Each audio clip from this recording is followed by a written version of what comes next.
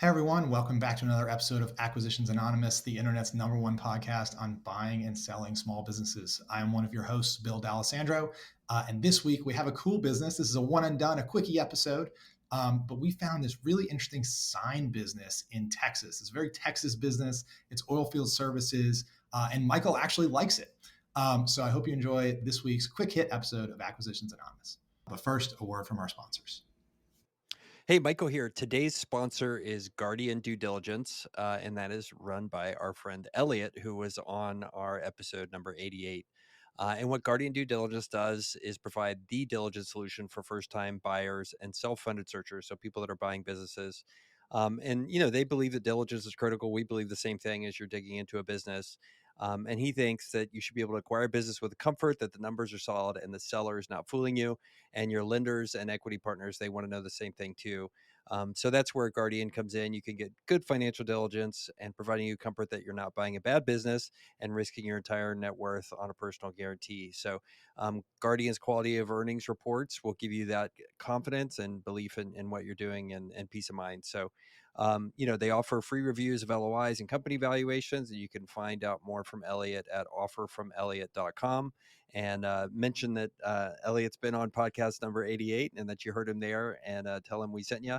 And you can reach him at eholland at guardianduediligence.com. And again, also at offerfromelliot.com is how you can get in touch with him. Now back to the episode. All right, welcome back to another episode of Acquisitions Anonymous. We've got a fun one today. It's one and done. It's a lightning round. We got one deal for you guys today. It's a pretty cool one, though. So I'd like to throw it over to Michael to read it. Okay, so the deal is we're going to figure out how to get a startup that gets Mills's internet working better. I think he's coming in. Are you back now, Mills? Perfect.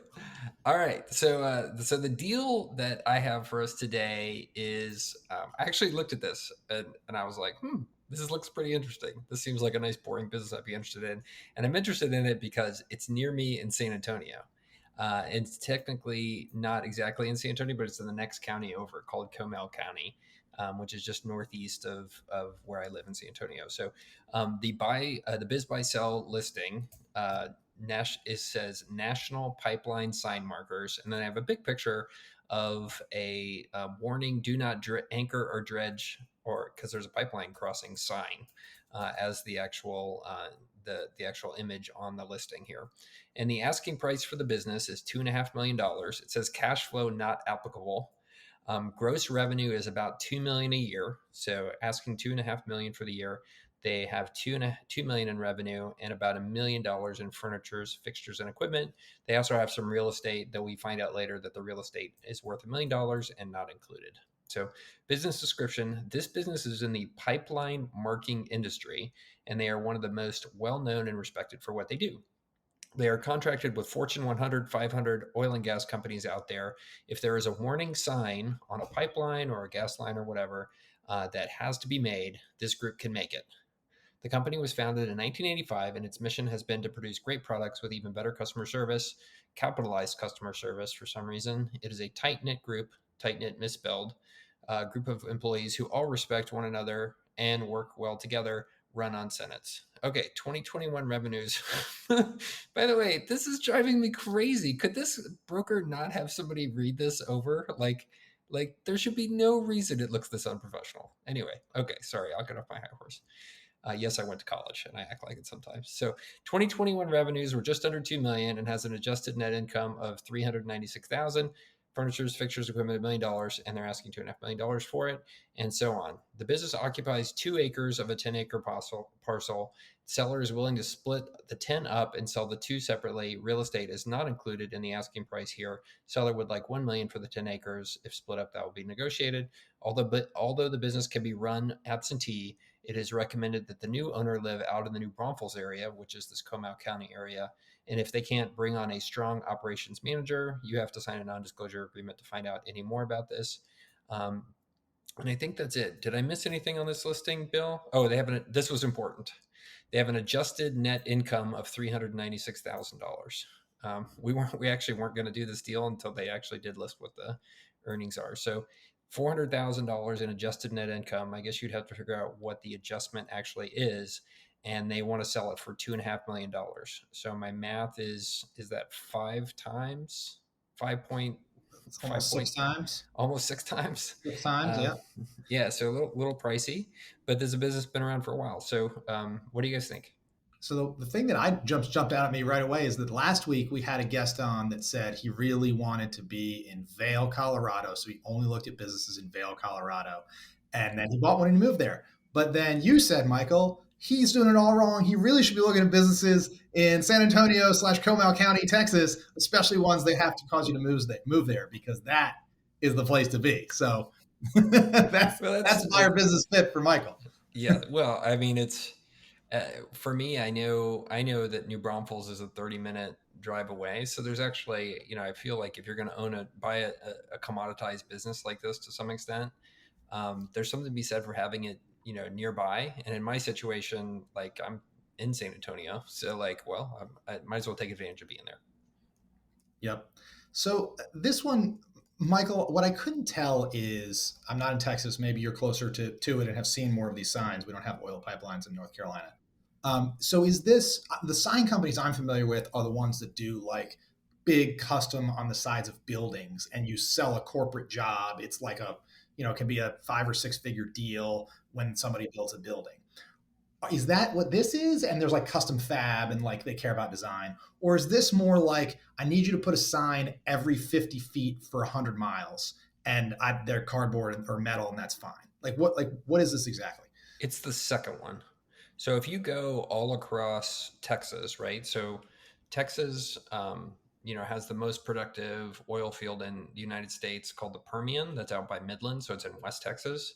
And then there's another couple of oil fields kind of more closer to where I live. There's the Eagle Ford Shale, which is down between San Antonio and Corpus Christi. And then there's actually oil production that happens in spots throughout the rest of the state, Amarillo, Dallas, all that kind of stuff. It's actually interesting if you ever want to drive around kind of rural Fort Worth, or Northwest Dallas, you'll just be like driving along and there'll just be like an oil derrick, like sitting there going up and down, pumping stuff just right in the middle of suburban Dallas. It's pretty funny.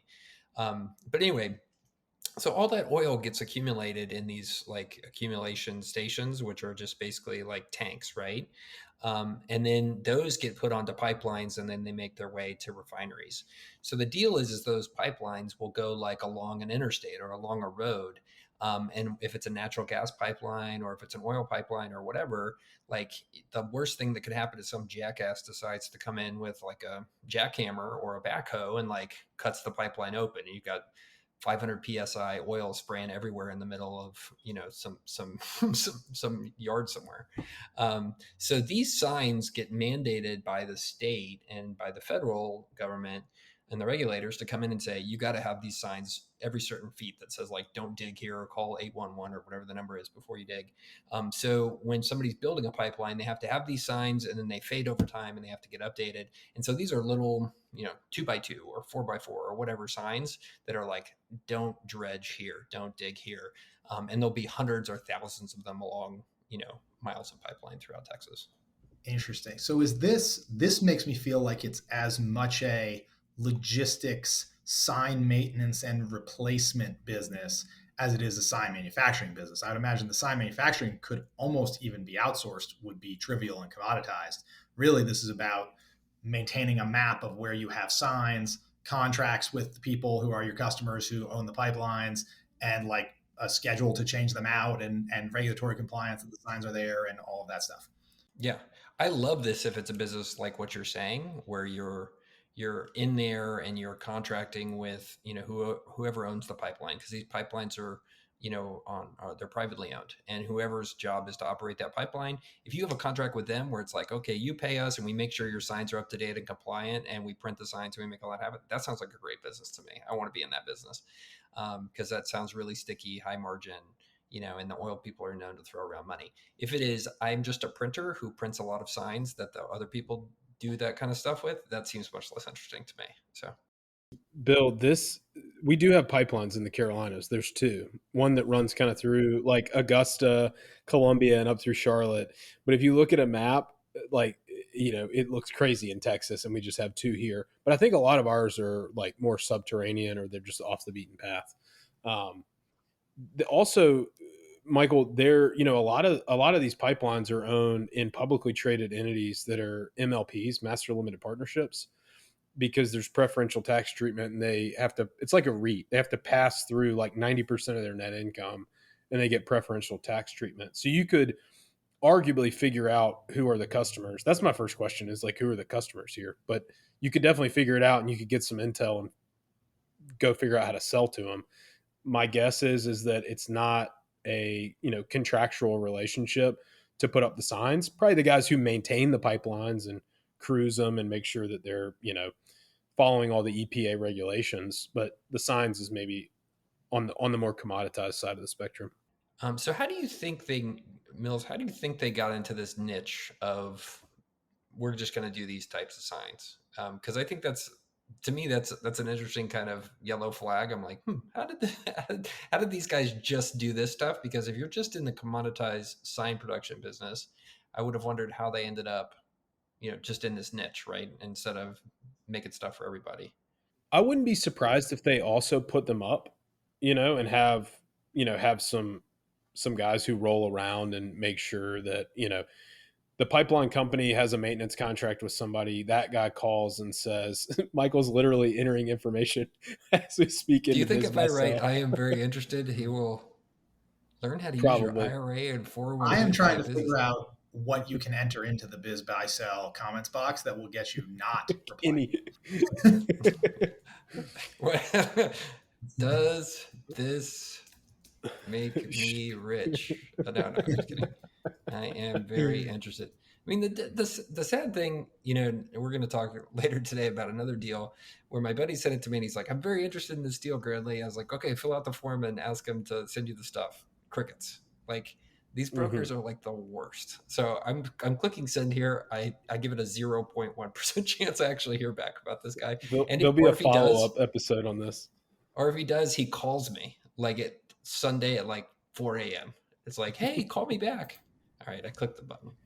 One interesting buyer or broker thing that stood out on this listing to me is that it does say proof of funds required. And on the lower end of like Main Street, and even kind of up to the lower end of like the very, very lower end of the middle market, this is so common, and it's so difficult because somewhere along the way, the seller is convinced that, and it's not always the case, but a lot of times the seller's like, I need to see that you have $2.5 million in a bank account in order to give you my financials. And it's like, if anybody had $2.5 million sitting in the bank, they're not asking you for the NDA and the SIM on this thing. Like, the person who's buying this business might have access somehow to beg, borrow, and steal to get $500,000 down. But the proof of funds thing is so interesting because they think it's a good like gate mechanism, when in reality, it's just a total, it's just like a loose facade in my mind. It doesn't really help. It doesn't help the seller at all. Yeah. So I don't know if you guys frustrates your buyers, right? Yeah. Yeah. I don't know if you guys remember the wine rating business that we did. A guy reached out to me, and he's an ownophile, so he's really big into wine, and he had just left a high-paying corporate job, and he was starting out on his own to do this stuff of buying a small business, and he really wanted to buy that business, and those people would not give him anything unless he could prove that he had $3.5 million in cash in the bank, which was their asking price. And he's like, wow, Girdley, I'm trying to do like an SBA loan on this. Like, I'm trying to finance it. I might raise some money from other people. And like this buyer who potentially had like the best potential, or the seller who had the best potential buyer in the world, like an ownophile professional guy who was passionate about the business, like just couldn't get out of her own way. And I don't know if the business ended up selling or not, but it just made me sad to see it happen. There's another interesting kind of classic small business faux pas, I would say, in this listing, which is towards the bottom. It says this business can be run absentee, but it is recommended that the new owner live out in the new Braunfels area, and if they can't, that they bring on a strong operations manager. Does that sound like a business that can be run absentee to you? I mean, like that's the opposite, right? This can be run absentee, but you better live there. And if you don't, you better hire a full-time person that lives there. One thing I do like about this listing is I know I poop on how unprofessional the listing sounds, from English on down in the way they describe stuff. And then I also kind of like that there's that aspect of it where it's just like, okay, this is an unprofessional broker. Maybe there's an opportunity here to make a reasonable deal. But then they, on the other side, they kind of ruin that by being like, here's this Main Street business. And by the way, we want 6x EBITDA, 6x adjusted net income for it, which really means, I mean, you got to wonder what the adjustments are. There's maybe 150 or 200,000 adjustments, I'm sure. And we'll see when they don't respond to me with the with the actual financials. But like, then that puts the deal at like 10 or 12 times from earnings. Like, give me a break. Well, especially because I'm going to come in with an adjustment for a general manager because I don't live in New Braunfels at all, right? So this is clearly, if you're going to be at I'm like, well, you sold this as absentee business, but you also said I have to live in New Braunfels. So which is it? So I'm reducing your SDE by the salary for a general manager. I think that thing you're talking about, Michael, is like the white whale to everybody. Like I usually play up market, but I am going to, check in with local brokers, check in with Main Street guys in the hope that they have an amazing deal and I can scoop it up. And almost because they're unsophisticated or because they're not as used to playing at this size range, it can go favorably for me. I've heard that kind of thesis a lot. And when I was at Permanent Equity running the deal team, like we blasted brokers and we were just like, look, what do we have to lose? We'll make sure that we're on their radar in the event that they get like the biggest listing of their life and it's a $5 million EBITDA business and they don't know what to do with it.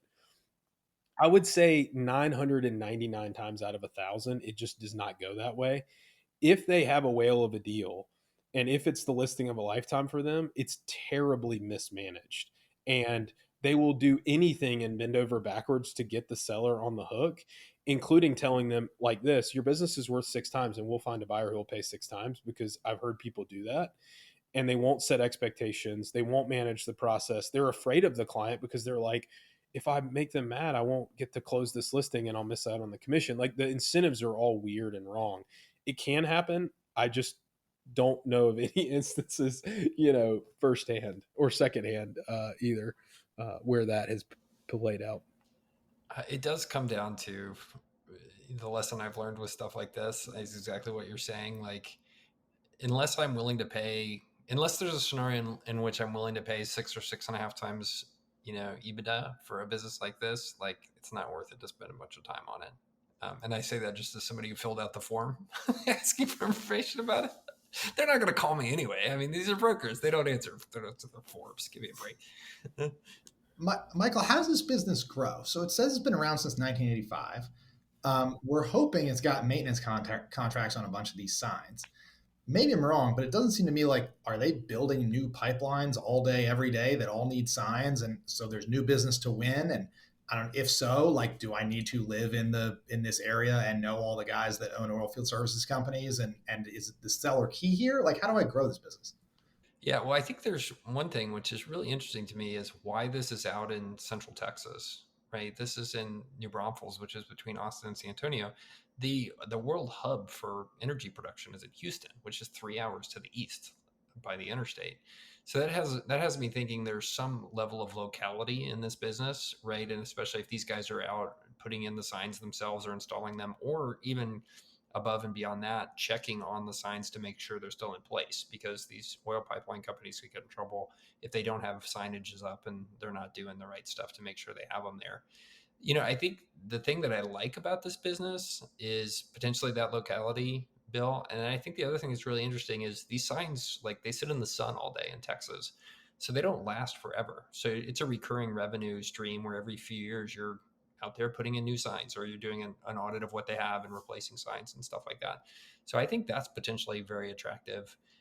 Growing, maybe you take your expertise from this area and you go open a new office someplace else. Maybe you roll up other people that are doing this, because if it's a somewhat local business, potentially there's some geographic expansion that you could do around it. So that's my first thought there. It wouldn't surprise me if these guys don't actually have any formal sales process and it's all the owner knowing guys from oilfield maintenance from 1965. And so is that transactional? Like, would you buy that business if there's no formal sales process? It's all the owner and his relationships? not at six times. Yeah, everything has a price. Well, it depends also on like what is there in writing. How often do they put stuff out to bid? How likely and predictable is that future revenue? I think potentially, yeah, enough to fill out the form. The easiest way to grow, like of the total addressable market for signs for oil and gas, they probably have saturated as much as they're going to get unless they want to like start opening offices elsewhere.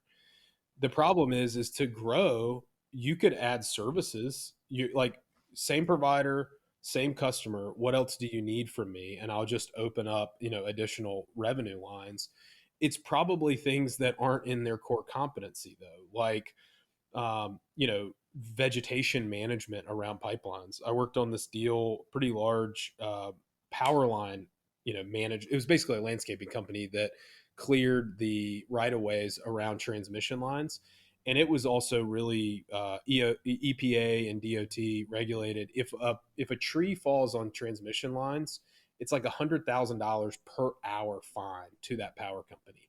So every 6 months, they have guys who just walk with chainsaws and weed killer, and they just make sure on thousands and thousands of miles of lines. My guess is that for the pipelines, obviously, when you drive by and see them, it's all clear cut. There's no, the weeds don't get past a certain height, all those kind of things. Those are more competitive contracts. But if you have the guy's phone number who handles procurement for these pipelines, it stands to reason that you could say, hey, what else do you need? It's just not going to be in your core competency as a, sign manager. Interesting. This is tangentially related, but I heard a really interesting story of a guy. He was in a maintenance business like that, and there was an adjacent, let's say it was vegetation, right, that he wanted to get into, and he couldn't get in because there was an entrenched competitor who had all the contracts. And why wouldn't they leave the entrenched competitor? He found out it's because they love the sales rep at the competitor. So he finds a sales rep on LinkedIn and goes, "I'll triple your salary. Come work for me." Hired her away at triple the salary and stole all the contracts. Like grossly overpaid this woman, but it didn't matter because he stole all the contracts and doubled his business. I thought it was genius. What's funny about that is like, you're like, well, okay. But then you have the other problem, which is if you just did that to the competitor, somebody else can come do it to you. So you better make sure that competitor, that sales rep is locked in for the long term. Or when you steal those contracts, like you really need to, lock them up for the long term. All right. Well, I think this was a good one. I mean, Michael filled out the form, so that got over that hurdle. Yeah. So I filled out the form. Next week. I will promise to report back when I don't hear from the broker. It'll be our weekly. Well, at least he's not wearing a hat or touching his face, so he must be a decent guy. Hilarious. All right. Well, this was just a quickie. This is one and done. So thanks for listening to this episode of Acquisitions Anonymous. We'll be back with another quick hit episode soon.